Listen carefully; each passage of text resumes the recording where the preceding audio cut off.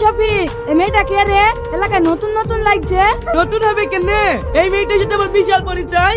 বন্ধন ব্যাংকে টাকা দিবে রাই। তাহলে এই মেয়েটার সাথে 5 মিনিট দাঁড়িয়ে কথা বলকা দিনি।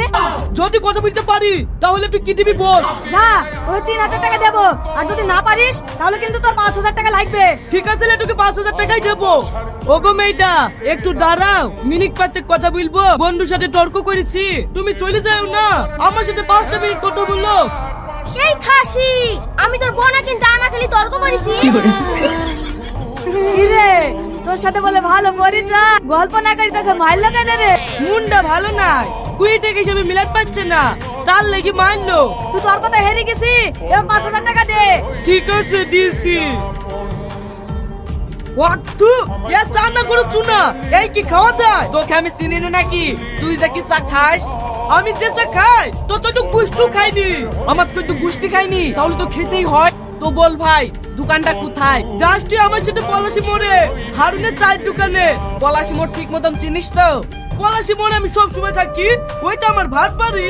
ওই মোড়ে একটা মূর্তি আছে, মূর্তিটা কার বল দিনি? নেতাজির মূর্তি। এই তুই সব হাসি কেনে? ওটা নেতাজির মূর্তি নাকি গান্ধীজির মূর্তি? ওটা নেতাজির মূর্তি হলে তুই কি দিবি বল? ওটা যদি নেতাজির মূর্তি হয়, তোরা সবাইকে বিরিয়ানি খাই দেবো। ঠিক আছে, আমি নগদ 10,000 টাকা দেবো যদি গান্ধীজির মূর্তি হয়। তাহলে চ।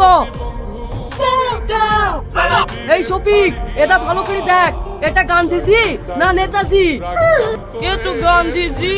কিছুদিন আগে নেতাজি নেতাজি লাগছিল যে। তোর কই 10,000 টাকা হেরে গেছি, টাকা ফেল। এই আংটিটা বেচে বিকালে টাকা দিয়ে দেবো।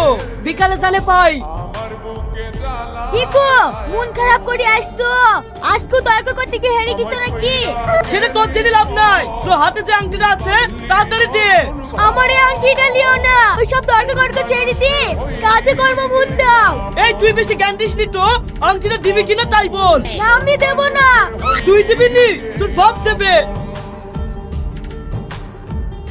আমার শেষ সময় আন্টি ডালি চলে গেল, যাই মরলে কাছে আর একটা কিছু করতে পারি কিনা।